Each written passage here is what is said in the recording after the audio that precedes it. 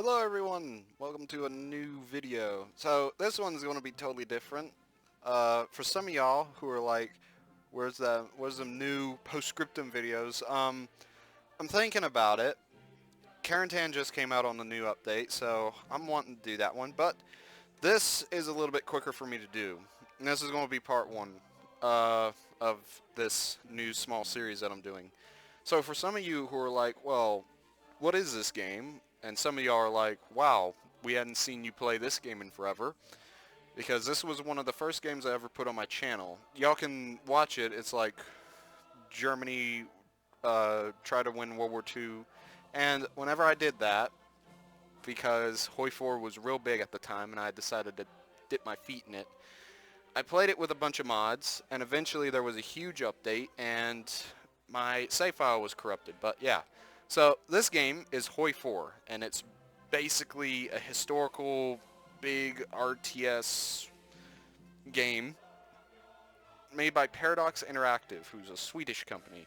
The mod that I'm playing is Kaiserreich, and if you can't tell, it says, what if Germany had won World War One? And I'm going to go over the history and my plan in this part one of the video. So, yeah. Today, though, we're going to start a new game playing as Herbert Hoover in the U.S. And you can probably tell, holy crap, there's a lot of things change except for Hirohito. Wilhelm II, all these different guys. And, King George, King of Canada, or Emperor of Canada, versus who's this guy? Nobody really does know, right? But unless you're British, you sort of do know him. I don't really know him, but we're going to choose Herbert Hoover and start this new game. Okay, right, so I know I need to explain this entire history. So, like I said, this first part of the video is going to be me explaining the history, my plan, and a few other things, but that's about it for part one. But, so, the history of Kaiserreich is Germany won World War One. And how did they do this? Well, okay, yeah, 1936, blah, blah, blah. Y'all can read that one if you want for pausing the video and stuff. But Germany won World War One by this. So from 1914 to mid-late 1917, everything is the same. Germany fought the war exactly the same way. However, though, what happened is that they did not do unrestricted submarine warfare, which means that the Lusitania was never sunk, which means the U.S. was never ever brung into the war, which meant that World War One was still a stalemate along no man's land, Verdun, and everything else. And it wasn't until around that time that yes, the Germans brung Lenin out of his Siberian house and threw him in Moscow and said, start a revolution or die. And Lenin was like, oh, a revolution? Yippee. So all that happened. Everything from there was pretty much the same, just no unrestricted submarine warfare. So in 1919, the Germans decided to rethink their entire military doctrine. And this new doctrine is basically blitzkrieg, uh, but with old World War One stuff. So Fokker triplanes, stormtrooping, armed with MP-18s and stuff, and what else? A7Vs and K-wagons and everything else. All them big things. And in late 1919, 1920 or so, there was a huge push of this entire basically blitzkrieg. Combined arms, artillery, everything. Just Germans stormed through, went all the way past Verdun, through no man's land, and entered France's homeland. And also, the French, even in real life, we know about the French military mutinies. The enlisted members and the draftees were starting to disobey their commanding officers and stuff. And this did happen a little while in real life until like America showed up, and then there was a chance. But these guys in our timeline, this alternate timeline, uh, didn't like that. They were tired of losing, and so they turned on their government. By the time Germany was pretty much around Paris, the French military pretty much just turned on its own government. All the officers were pretty much, oh dear, were pretty much brung up and shot, and the French government had to pretty much now fight the Germans and their own military. 1921, the war ends. Britain was thrown back over the English Channel, and the government was getting yelled at and everything by the people because, like the French, they had lost the war. But obviously the Germans did not have enough manpower to truly own all of France. So they decided to hold a vote, and this vote allowed them to put in a government where France would basically be independent again. So it's a commune. Now, what is the Commune of France, in case you're wondering? What is this weird government that I'm seeing, syndicalists? Well, we'll go to that in a bit. But yeah, it happened here in France, and eventually it spread into Britain, and then the royals had to flee to Canada, where there they are now. So it didn't just happen in France and Britain, also Italy. They split into, what, 4 or 5? 1, 2, 3, 4, 5. Yep. So that's what happened. Germany is still old Germany with Kaiser Bill, the old man himself. And in case you're wondering, Germany also owns a good chunk of Central Africa, and it's owned by Hermann Goering. And their small colonies over here is owned by this guy. I don't really know who he is. So yeah, Goering owns Africa, and Germany is still owned by old man Kaiser Wilhelm.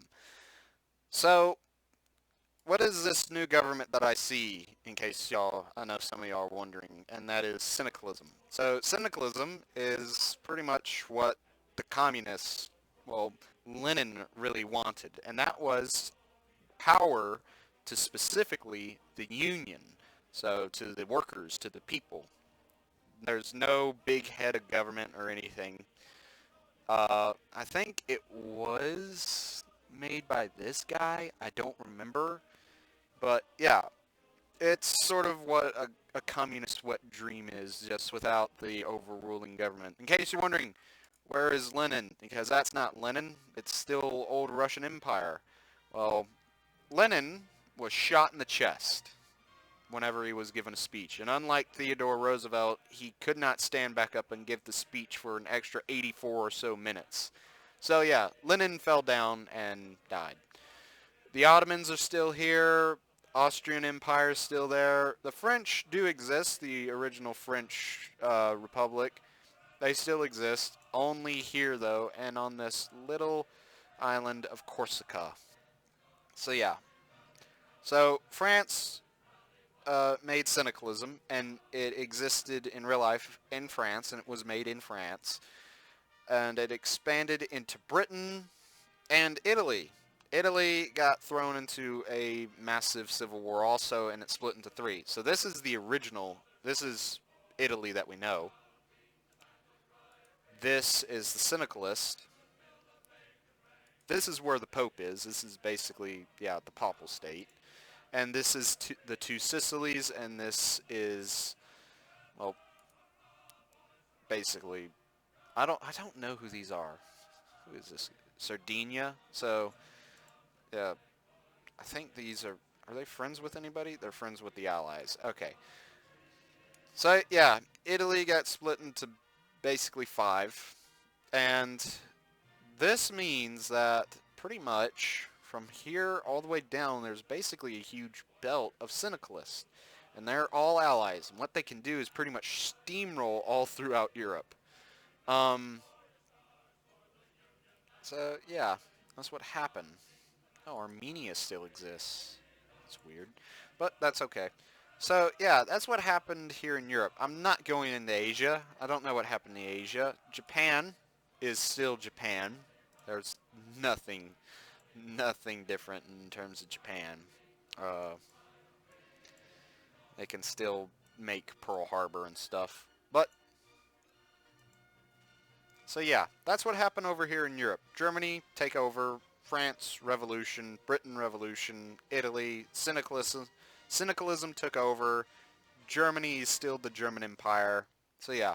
Now, over here in America, so after that happened here and the royals retreated to Canada, syndicalism slowly made its way to America. And we do, IRL, we did have syndicalists in America, but they did not take off one bit by any means. And in case you're wondering who's the syndicalist here in America, it's the real-life boy himself, Jack Reed. He's in Chicago somewhere. Now, it's not just syndicalists. It's also strong unionists. Huey Long is going to be in here, too. He's the guy who was here in Louisiana in real life.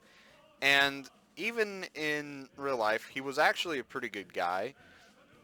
He brung Louisiana, which was the worst state in the U.S. It had no agricultural use or anything. It was just swampland, that's it. He took it and made industry, put industry in the northern part, which is why there's factories here, and turned New Orleans into a huge shipping hub. And that's why Louisiana nowadays is considered to be one of the best in terms of shipping transport in most of the U.S. So yeah, it's a big trade hub here, but it used to just be nothing, but now it's sort of something. Also, that's why Louisiana is well known for their cultural things, you know, New Orleans, Bourbon Street, everything. So yeah, that's what happens here.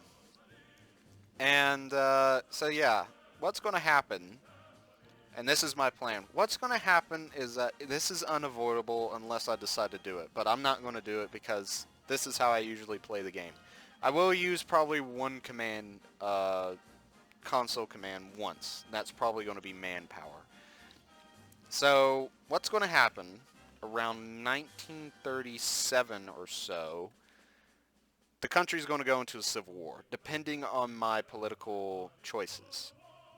And what's going to happen is that from here down, right above Washington in Pennsylvania, is going to be the CSA. And it's like the Commune Syndicalists of America, not the Confederate States of America. It's going to be the Commune Syndicalist America. And it's going to be led by a man named Jack Reed. Now, from basically the entire South of the civil that was part of the Civil War is going to be part of it was the Union of America or something like that. I don't remember, but it's going to be led by Huey Long. And depending, the North up here is either going to be called the New England Empire or New England something, and it's going to be puppeted by Canada. And the West, California pretty much, is going to be called like the New Californian Republic, and it's going to be basically the they're going to be pretty much, I think, authoritarian or not. I don't remember, but they're going to claim that they're the original American sons. And Panama is going to get lost. It's going to be sucked up by Panama itself. Puerto Rico is going to split off into a puppet. It's not going to be like it is now. It's going to be totally different. And what else? Oh, Hawaii is going to split off. It's going to be like the Hawaiian Republic or something like that. And depending on it, they might be friends with Japan. I don't know. It'll be something crazy. So yeah. What I'm going to do is get Douglas MacArthur. So Herbert Hoover, after the election in 1936, and depending on where it happens, or what happens, Douglas MacArthur is going to be president. I'll make him president by making the American Caesar, or Kaiser. are. And then we're going to make America a strong military state. And make America a giant empire. But we're not going to make it like Monroe Doctrine. No, we're going to make a big boy country more powerful than it already is. Obviously, it's not that powerful. We only got 4 divisions. We got a humongous navy, though. I moved them all here. There's like almost 100 plus ships. And I just threw away the entire Air Force, so all the airplanes are now in storage. I think it's almost like 5,000 or so.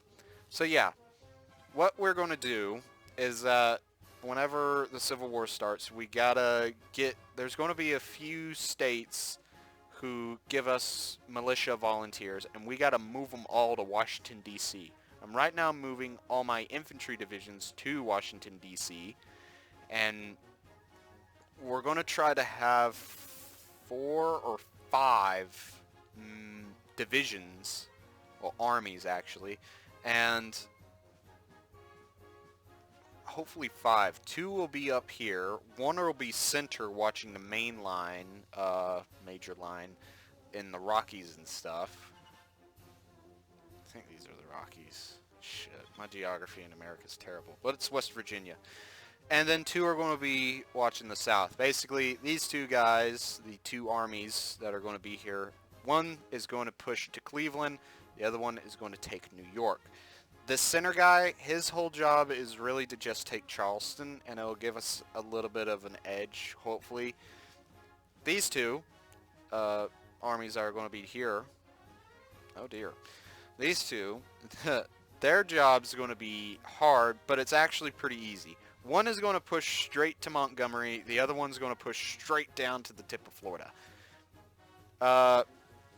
So, yeah, that's the whole idea. That's my whole plan. It sounds easy, but in reality, it's kind of hard. Because, basically, whenever I take everybody and push them in, or pull them back to Washington, D.C., which I know I'm going to lose 2 divisions here. They're going to be isolated, and there's nothing I can do for them. When everybody's here, what's going to happen is that we're going to get stuck. We'll probably, hopefully, own Baltimore and Delaware, and we'll basically be in a huge bulge with our back against the sea. Now, because they have fuel in this new update, well, sort of new, it's kind of old, the Navy is going to seriously be at a huge disadvantage because they'll suck up all this fuel within 3 days. Max. Minimum, I have no clue. The Air Force will take 15 days to drain all the fuel. So that means we're either going to have to keep the Navy around Washington and not use them and only use our Air Force, which would be pretty good for a little while. Oh dear. Uh-oh. Edward is here. So, yeah, that's what happened. So King George has just bit the dust. So now Edward is now in command. We get everyone to Washington and hold off the syndicalists and the unionists. So, I don't know. But yeah, thank you all for watching and have a great day.